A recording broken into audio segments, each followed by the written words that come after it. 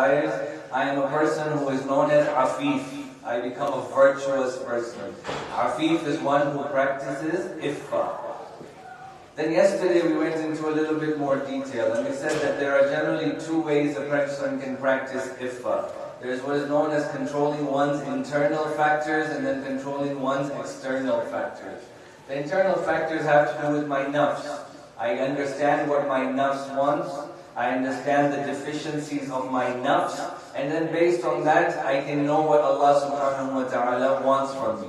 Man arafa nafsahu faqad arafa rabbahu. It's a very beautiful hadith that I believe we've spent back home 3 to 5 lectures just talking about what this hadith means. Man arafa nafsahu faqad arafa rabbahu. One who knows themselves will subsequently know Allah subhanahu wa ta'ala. But when one doesn't know themselves, they will never know Allah subhanahu wa ta'ala. And therefore the internal recognition is vital, it is essential.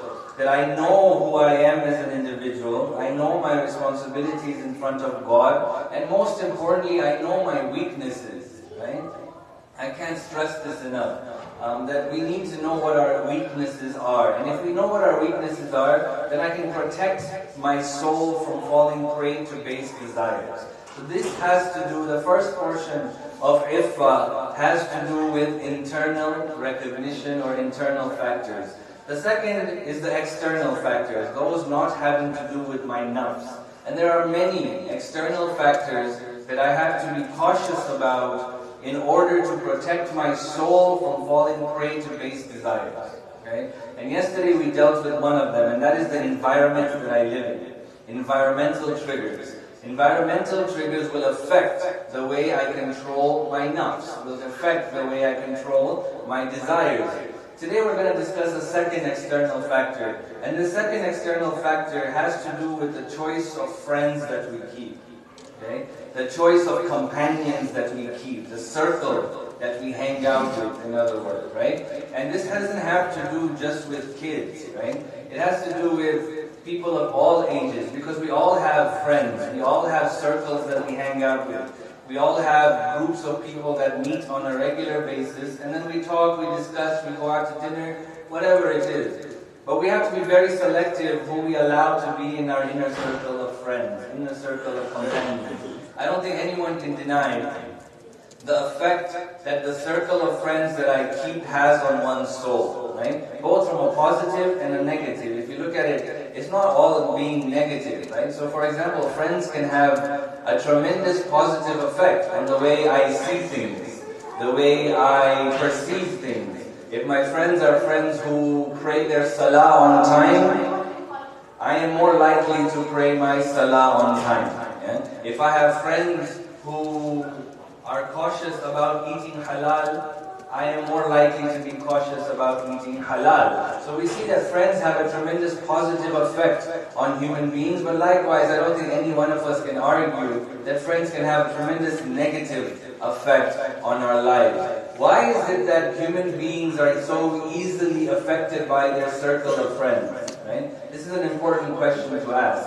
I mean, I should have better control over myself than to be affected by random things, especially different people. But we as souls very easily are tempted or are changed, you can say, yeah? by the circle of friends that we keep. And there are reasons for this. These are very important reasons that I think we should pay attention to.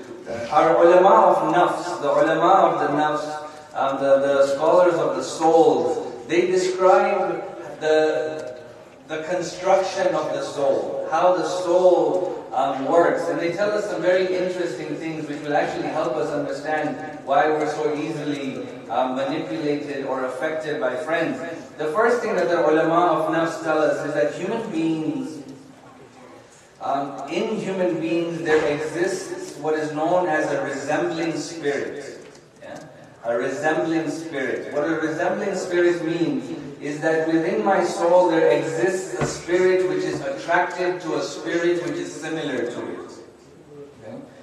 I will automatically be drawn towards people who I have things in common with. A resembling spirit. Yeah? Are you all with me? Yeah? Are you guys with me? not your heads. Yeah? It makes life easier. Okay? So, within the souls of human beings, right, there exists what is known as resembling spirits. I resemble, or my soul is attracted to souls which have a resembling spirit to them. Amir al-Mu'mineen Ali ibn Abi Talib alayhi salam.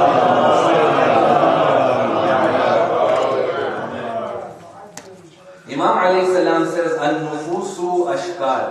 Yeah? That souls resemble other souls.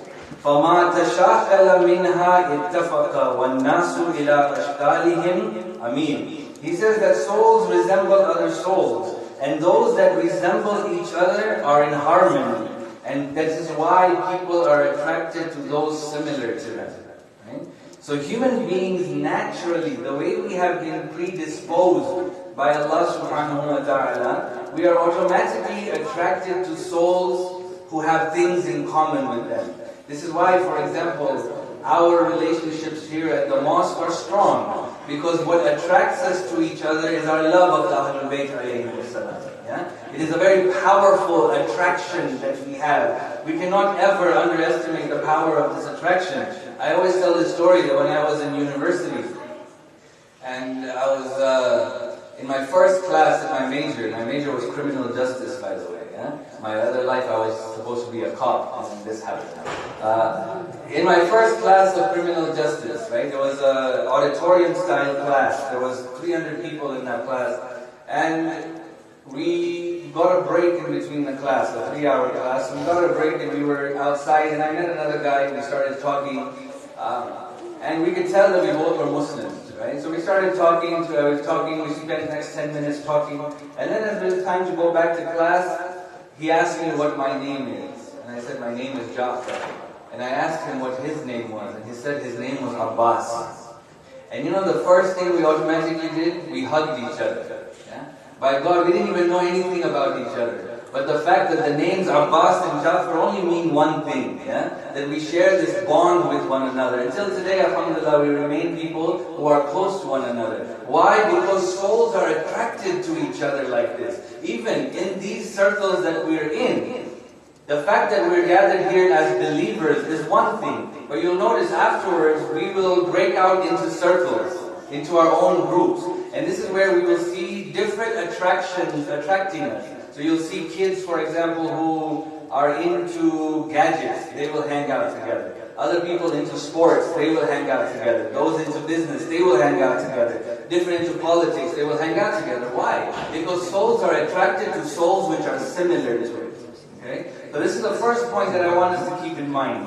Why we are affected by friends? Because we have souls which are attracted to souls which are similar to it. The second, what our ulama and nafs tell us, is that human beings have a strong tendency to be easily indoctrinated and subsequently of imitation. Human beings have a strong tendency of easily being indoctrinated into something. And at the same time, a very strong tendency after that of imitation. If I spend time with somebody for long enough, I will start mimicking that person. I will start imitating that person. I met a person, this was a unique situation. I met a person who spent 2 months in England when he was in his teens, and now he's in his 30s, he still has a British accent. Yeah? And you're like, what happened? He's like, I just can't get rid of it. Yeah? It just comes naturally from me. Why? Because we absorb that which is around us. And so human beings have this tendency that we are easily attracted, and in the course of life, we pick up habits from people and not even realizing that eventually we imitate those habits into our day-to-day lives. Again, we get a tradition from Amir al-Mu'mineen Ali ibn Abi Talib alayhi salam. He says, Suhbatul Ashrar, that to be friends with those who are evil or bad. Suhbatul Ashrar, Taksibu Shar. To be friends with those who are evil will make you take their qualities, or the evilness will rub off on you. Karrih idha marrat bin natni hamalat natna. He says to be friends with those who are bad will affect you, or will be absorbed into you the way a wind, when it passes over a foul smell, carries the foul smell with it. Just to hang out with people, right? Or to see people do certain things time and time again, we will automatically imitate them in what we do. And I think we see this, for example, when we have children at home, or when we were children. But for example, when I have a child, the child, my daughter, will imitate what I do, especially when I'm doing specific things, like when I'm reciting salah, right? The way I sit in tashahhud, I see that she sits in tashahhud like that. The way I go into sajda, she goes into sajda like that, right? If I happen to scratch, she thinks it is part of salah. Yeah? Why? Because she is just imitating me, right? Everything I do, she picks up, and this is why as parents, we have to be especially careful how we behave at home, how we do at home. Oftentimes as parents we have this philosophy, do what I say, not what I do. Okay? And this is of course one of the most ridiculous things, because the kids pick up on our hypocrisy, right? The kids easily pick up on what we are doing. So this is extremely important as far as raising children, but in all facets of life. I don't know if you ever saw this video. It was on social media, but they did this study, or a test, a blind test, where they had a group of people waiting in the waiting room, and every time a bell would ring, people would stand up. Right? I don't know if you saw this, but this was truly fascinating. Yeah. So what they did was they staged maybe 10 or 12 people in a waiting room in a doctor's office, and then every 30 seconds a bell would ring, and everybody would get up. So they were staged, but then they put a new person in. Yeah. And the new person sat down, and all of a sudden the bell rings, and everyone stands up. And obviously she's looking around and she's like, well, this is kind of weird. Yeah? Why is everybody standing up? But she doesn't stand up the first time. After the third or fourth time of the bell ringing, she is so subconscious that she's the only one not standing up, she begins to stand up as well. Yeah? So now every time the bell rings, she stands up. She doesn't know why she's doing it, but she's already begun the process of imitation of what is happening around them. Right? Eventually they start getting rid of the staged people. And now there are 14 brand new people who are not part of the original staging, who every time the bell rings, they stand up. Yeah? And they don't know why they're standing up. Right? But they're all standing up. Why? Because we're like that. Yeah? We have a strong penchant of being indoctrinated so easily. This is why a lot of the things that we do sometimes in our communities, right? We have to really ask ourselves, what are we doing? And if you were to ask that, why are you doing this? They're like, well, my father did it. Yeah? I was like, so my father did it. Why did your father? My grandfather did it. Yeah? And it just continues. And I swear that if we are not careful, the rituals that we do, which are not necessarily religiously ordained, will just keep passing on from generation to generation. Why? Because we are easily just following what other people do. So this is the second effect. Yeah? That human beings, or the second nature of the soul, that human beings have a strong penchant for indoctrination and imitation. The third, ulama al-nafs tell us that human beings, if they are exposed to something over and over and over again, eventually that act will not seem bad to them anymore.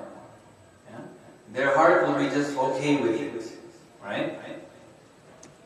Before we explain this, can somebody tell me the first two that we talked about today? What are the two things ulama and nafs tell us? This is a test. What are the two things that ulama and nafs tell us? The reflecting soul. We have a reflecting soul. Okay, our souls reflect each other. Ahsan. And the second thing? Imitation. Imitation. Good. We have a tendency of imitation. The third? I mentioned it. Indoctrinating and imitation was part of it, but I accept your answer. Yeah? The third is? Acceptance. Ahsan. Yeah? It's important, yeah? If we're here to learn, we gotta take notes. Okay? But if you're not, that's okay. You can chill. It's fine. Right? The third thing is, okay, that as human beings, right, if we are exposed to something over and over and over again, it will not seem bad to me anymore. I will accept it. Right? You can take a very simple example, or not simple, a tragic example. Today, every time we open the news and every time we go online, we see stories about how in Yemen, X number of people were innocently killed. In Pakistan, X number of people were killed. Iraq, X number of people were killed. In Sham, X number of people were killed. We are so overly exposed to these things that there now comes a time when I hear about a tragedy, I'm not affected by it anymore. I just accept it. Okay, this is sad, but it doesn't hurt my soul anymore. Why? Because there's been an overexposure to that thing. Now obviously we need to know, but this is an effect. We wonder, we ask ourselves why? Why am I not affected by it? It's not that I'm a bad person. It's because the soul, when it is exposed to something over and over and over again, they will not be affected by that anymore. Right? So I want you to imagine then, that if a soul, for example, constantly witnesses or hangs out with people who drink alcohol. Right? If I, for example, am at a university and my friends all drink alcohol, I get this all the time. They say, well, I'm not drinking alcohol. Right? I'm not doing anything haram. But if I have friends who are constantly drinking alcohol, or if I have friends who are constantly doing drugs, or if I have friends who practice same-gender relations, right? You're telling me that I'm not going to be affected by that? Right? I'm not going to view those things as okay? See, the fear in Islam, people think that we Muslims are funny because we don't want to hang out with these things like people who drink or people who practice same-gender relations. Why? Because they think that we have a fear that we will become a practicer of same-gender relations. No, that's not why. The reason why we don't want to hang out with people who practice same-gender relations, the reason why we don't want to hang out with people who drink alcohol, the reason why we don't want to hang out with people who do drugs, is that eventually there will come a time when I will not think that it's a bad act anymore. Yeah? I will say, so what's the big deal? That's their life. Yeah? It's their doing it. And now what has happened without us even realizing it, is that something which is haram in the eyes of Allah subhanahu wa ta'ala, in my eyes, it's not a big deal anymore. Yeah? You see what's happening? Yeah? You see how tragic the effects can be? Right? That we have to be careful about these things. Right? And the way that we are exposed to these type of things are put in such a manner that it's not just a big deal, but it's leading to generations now where there's acceptance of such type of things. Right? When you have shows like Modern Family, for example, who promote these type of same-gender relations and actually make it something that you feel sorry for them. Yeah? This is specific, this is pre-programmed how they have changed the psyche of people, right? Is that when you bring it through modes of media, or when you bring it through such modes of communication where you empathize with those people, now that you empathize with them, then naturally you won't think them to be bad. Yeah? You won't think the act to be bad. So this is something that I think we have to be very careful about. So these three things, when you understand, or when I understand them, that my soul has a tendency of accepting an act over and over again if it is exposed to me, or I'm easily indoctrinated, or the fact that I am attracted to souls or that resemble me. It is for these reasons that Allah subhanahu wa ta'ala tells us that we have to be very selective and very careful with the type of friends that we keep. Right? Because the soul has these tendencies. So Allah subhanahu wa ta'ala actually warns us in the Quran that look, you have to be selective with the type of friends that you keep, because they will impact the way that you can control your desires. Right? If my friends do things which Islam does not allow, there is only so long that I will be able to hold my soul in control before I start doing those things which Islam does not allow. Okay? So Allah subhanahu wa ta'ala warns us about friends because of the impact that it can have on the soul. And not just that, Allah subhanahu wa ta'ala also warns us about friends because we will be judged by people, yeah? And by Allah subhanahu wa ta'ala, by the type of friends that we keep. Yeah? We will be judged by them. There's a tradition from our sixth Imam, Imam al-Sadiq alayhi salam,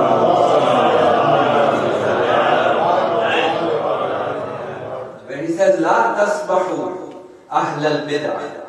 He says, do not be friends with those who are practitioners of innovation, of bid'ah. Yeah? So this is an example. This is not just something that is, we can replace this with other things. But he says, do not associate with those who practice innovation. Why? وَلَا تُجَالِسْهُمْ. And do not even sit with them. And so do not be friends with them, but do not even hang out with them. Imam alayhi salam says, فَتَصِيرُ عِنْدَ النَّاسِ كَوَاحِدْ مِنْهُمْ. Because man or human beings will consider you to be one of them. Simply hanging out will have that effect where people will label you as one of them. Right? This is something for us to think about. Right? That oftentimes I will go to a place where I know I'm not supposed to go. But I will say that, well, I'm not going there for that intention, right? There's a wedding, and there's music at that wedding, but I'm not going with the intention of listening to the wedding. I was sitting in a corner, right? I didn't participate in the mixing. My table was only men, for example, or my table was only women, for example. But the fact that I was in that hall, I will be considered as one who accepts that action to be okay. And our izzah in Islam, don't ever get it twisted. We often think, well, who cares what people think? No, God cares what people think. He cares. He cares about our reputation, because our izzah, our reputation is God's. Al-izzatu lillahi jami'a. That izzah comes from Allah subhanahu wa ta'ala. We have no right to destroy this honor that God has given us. No right. No right. It belongs to God. Right? So Allah subhanahu wa ta'ala is very careful and warns us that don't ruin your reputation by doing things or hanging out with people who will give you a bad reputation. So this is the second reason why we're warned about friends. The third reason why we're warned about friends is because the real effect of the type of friends that I keep will be felt in the hereafter. The real effect. Right? There's a verse in the Quran. I believe it is from Surah Al-Furqan, but I'll have to double check. Allah subhanahu wa ta'ala says, وَيَوْمَ يَعُضُّ الظَّالِمُ عَلَى يَدَيْهِ. The day the wrongdoer will bite his hand. This is referring to a regret when someone bites their hand. It's referring to this action of going like, I wish I had done something different. Okay? He says the day the wrongdoer will bite his hand. Why? يَقُولُ يَا لَيْتَنِ اتَّخَذْتُ مَعَ الرَّسُولِ سَبِيلًا. The wrongdoer will say, woe to me, I wish I had followed the Prophet's way. I wish I had followed the Apostles' way. Ya waylata, oh woe to me, laytani lam attakhidh fulanan khalila. He says, oh woe to me, I wish I had not taken so and so as my friend. Subhanallah. It's amazing that the Quran has 6,236 verses. And amongst these verses, Allah subhanahu wa ta'ala focuses 2 of them on friendship. And that the friends that I keep will be a source of regret for me on the Day of Judgment if I am not careful. So these things are something that we have to take very seriously. And so, it requires a form of introspection. Really, I have to, we do spring cleaning all the time, right? We empty out furniture and we empty out things from our house. I think time and time again we have to do spring cleaning with our friends. We have to see the circle of friends that we have, and we have to ask ourselves, is these friends that I have good for me or not, right? And our ulama actually, they go into a lot of detail on this. They say that there are 3 questions that you have to ask yourself. And this will help you in understanding whether the friends that you have are good for you or bad for you. Okay? So pay attention, because I'll ask you these 3 things again. Okay? The first thing he says, that do you feel energized and full of good ideas after you hang out with your friends? Do you feel good? Sometimes you hang out, and when you leave that, you're like, wow, that was a cool hangout. That was fun. There were good guys there, or good company there, right? Or do you feel tired after you hang out?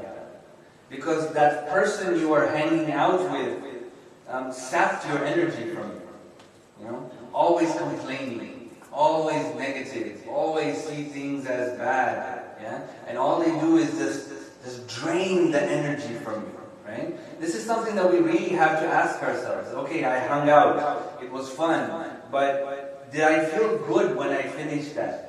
Do I want to hang out with them again after I finish this hangout or this discussion that I'm having? We need friends who are going to be positive, right? Because again, if I am surrounded by negativity, eventually I will see things negatively. We've already explained that as far as the creation of the soul or the habits of the soul. So I need friends who are optimistic. I need friends who are positive. I need friends who are able to see the bright side in things while at the same time helping me along that journey. There's a very interesting anecdote, right? It says there was a king, and this king had a friend who was very optimistic. Very optimistic. And the king loved him for that, right? That whenever, the king had so many things happen around him, that he needs people who always make him see the bright side of things. So he used to love this companion of his. So one day they went hunting. And when they went out hunting, his friend was shooting a bow and arrow. And as he was shooting, he accidentally shot off the pinky of the king. Yeah? Shot it off, straight off. Yeah? So the king became furious, right? This is his friend, but at the same day, he's the king and somebody shot off his pinky, right? So he became furious and he threw his friend in jail. Yeah? Because he's a king, he can do that, right? So he threw his friend in jail. There was some time went by. He didn't think about his friend too much. Time went by, and then one day again he went out hunting. And when he went out hunting, he got separated from his entourage. And once he got separated from his entourage, he was taken prisoner by cannibals. Yeah, cannibals. And the cannibals didn't care he was a king, they were just hungry, right? So they took him and they prepared this huge feast that they were going to have a new meal. And as they were preparing the feast, they were examining the body of the person, and they noticed that he had a pinky missing. And according to their custom, they can't eat a non-perfect human being. Yeah? So they let him go, and the king said, Subhanallah. Yeah? That imagine this friend that I threw into prison for doing something to me today, that very act saved my life. So he went to the prison, he released him, and he brought him to his castle. And the friend, he was so apologetic. He said, I'm sorry. And his friend was still very optimistic. Yeah? He's like, don't worry about it. It's okay. And the king was like, what do you mean it's okay? I put you in jail for months, right? But he said, don't worry. I'm not upset. I'm okay. And now this began to irritate the king. He was like, what's wrong with you? Yeah? I threw you in jail. You have a right to be mad at me. He says, look, I'm okay. If I had come with you this day hunting, they would have eaten me instead. Yeah, think about that for a second. So, we need friends like that. Yeah? We need friends who are optimistic. Yeah? We need friends who see the bright side of things. We don't need friends in our lives who sap our energy. Okay? So this is the first question we have to ask ourselves about the friends that we keep. The second question that we have to ask ourselves is, are you your best self when you hang out with your friends? Yeah? Or do the worst sides of you come out when you hang out with your friends? Right? Like when I hang out with my friends, do I speak the truth? I speak clearly, I don't use profanity, I don't talk about people. Or whenever I hang out with my friends, I'm always backbiting. Yeah? I'm always using profanity, I'm always using epithets that I shouldn't be using.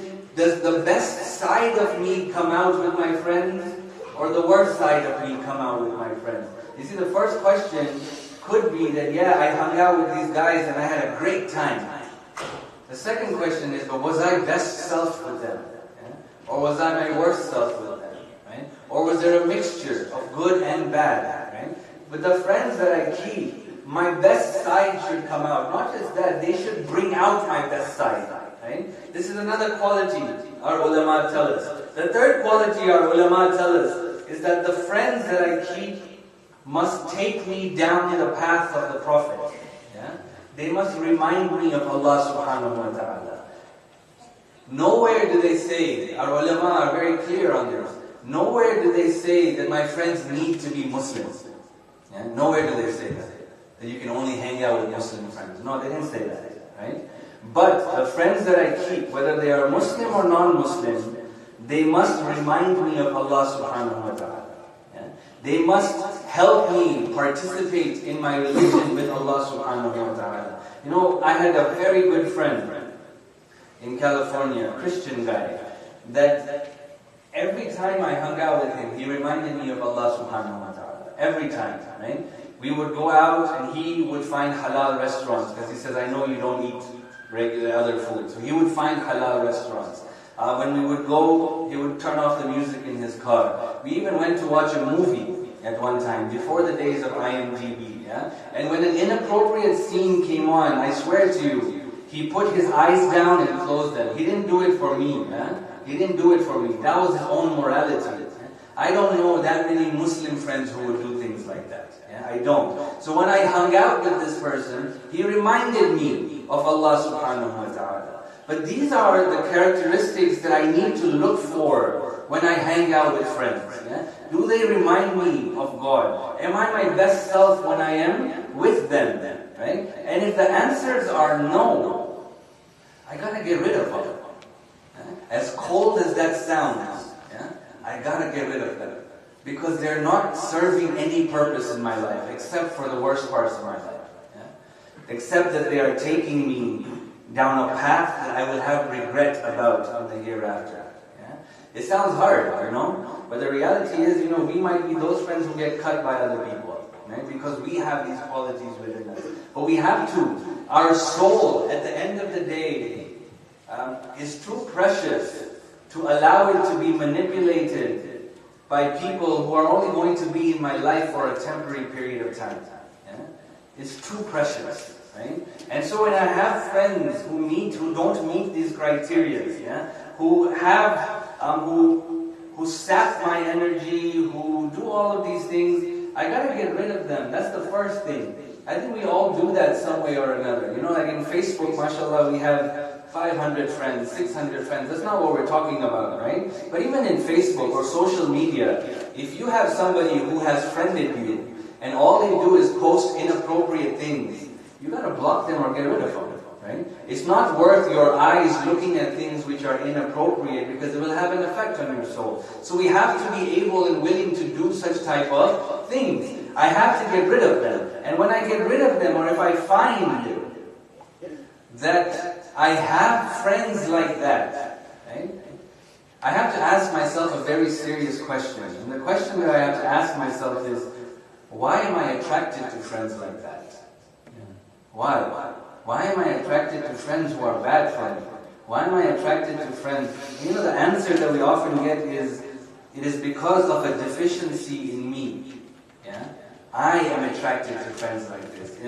Remember, al-nufusu ashkal, yeah? Souls resemble one another. The fact that I am attracted to friends who are bad for me means that I have certain deficiencies within me.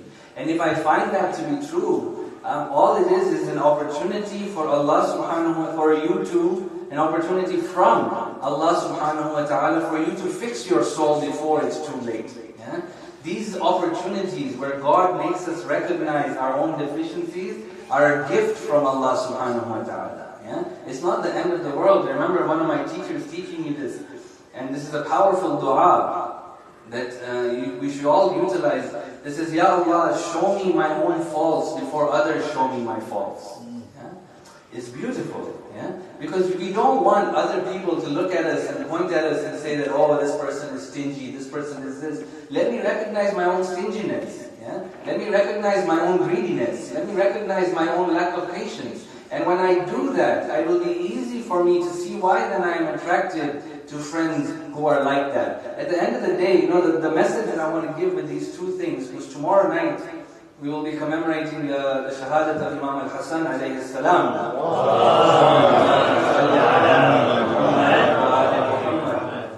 The point that I want to wrap up in this discussion of servitude is that these things that we've talked about, and these external factors go on. Yeah? We've talked about the external factor of the friends that we keep. Yesterday we talked about the environments that we are in. There's ulama spend time talking about parenting, the styles of parenting that one gives which affects or has the ability to control one's desires. All of these things are extremely important if we are truly committed to being an abd of Allah subhanahu wa ta'ala. If there's a genuine interest, right, then we have to take these two things very seriously. The environment I allow my soul to be in, and the type of friends that I keep. And you'll notice that if you're selective, right, it will be much easier to let go of my desires for the desires of Allah subhanahu wa ta'ala. Salawat ala Muhammad.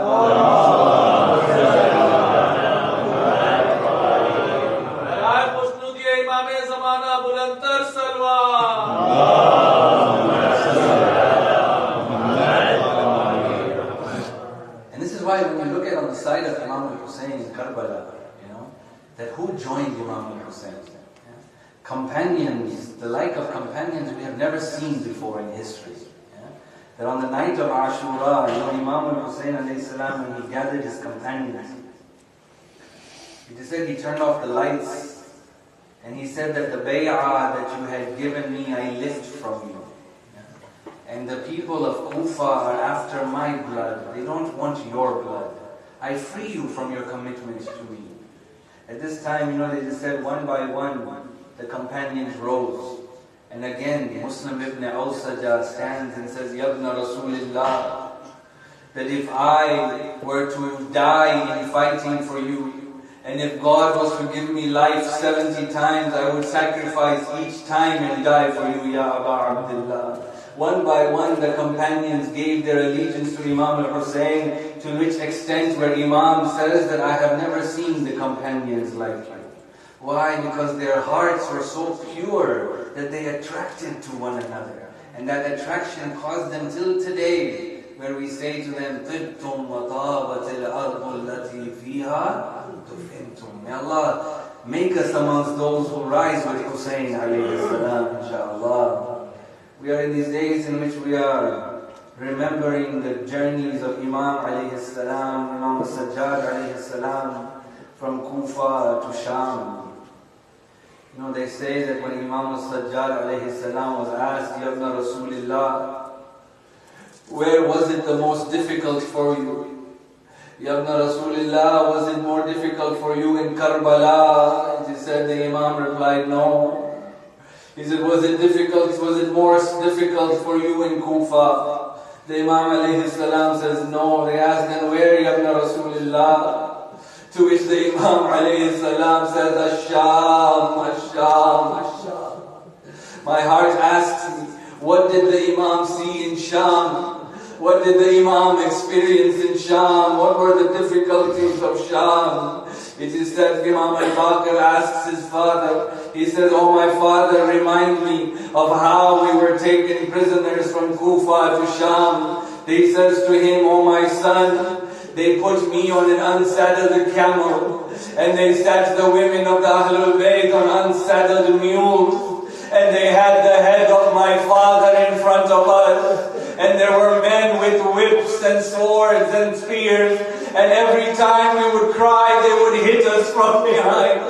He said, we continued this way all the way from Kufa to Sham. It is said that when they reached the gates of Sham, they were forced to remain outside the gates while they decorated the city. Abu Miknaf reports that the first head to enter into the Darbar of Sham was the head of Abu al-Fadl al-Abbas. And then the women and children were brought in. Then came the head of Abu Abdullah.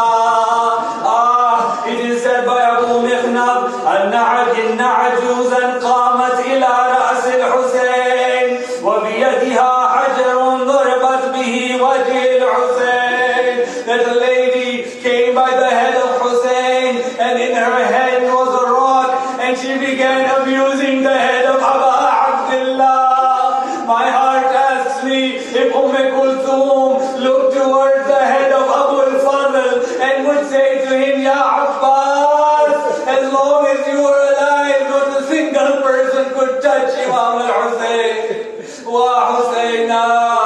It is said as the kafala, the caravan of pride, was being paraded in Sham, A person by the name of Sahal bin Sa'ad, who had just come from Medina, sees this parade. He's surprised. He doesn't know who they are. He comes to the caravan of bride. He sees a young child. He says, "My child, where are you from?" She replies back, "We are from Medina to Munawwara." When he hears the name Medina, he says, "My child, what is your name?" She replies back, "Ana Sakina." "I am Sakina." She says, "Sakina, the father of whom?" He says, "Ana Sakina tu bint al-Husayn." When he heard the name of Aba Abdullah, he says, "My child, is there anything that I can get for you? Is there anything that I can do for you?" It is said, she said, "Oh Sahal, do you happen to have a few coins of currency with you?" Sahal says, "My child, what will you do with this money?" She says, "Oh Sahal, you see that man? He is holding the head of my father." He says, "Oh Sahal, go to him, pay him to move the head of my father to the front." He says, "My child, why?" He says, "So that people will look at the head of Hussein and not at the haram of Rasulullah, and not at the women and children of Rasulullah." It is said Sahal did what he was asked, and then he came to Imam al-Sajjad. He must have said to him, "Adam Allahu ujuraka ya Imam." My condolences to you, my Imam. Is there anything that I can provide for you? You know what the response of Sajjad is? It will break your heart, my brothers and sisters. Sajjad's response is, "Oh Sahal, do you have a piece of cloth with you?" Wow, Sahal was surprised. He says, "My Imam, why do you ask for such a thing?" The Imam alayhi salam says, "Oh Sahal, these chains they have around my neck are piercing my throat, oh Sahal, and the pain is now unbearable. A cloth would help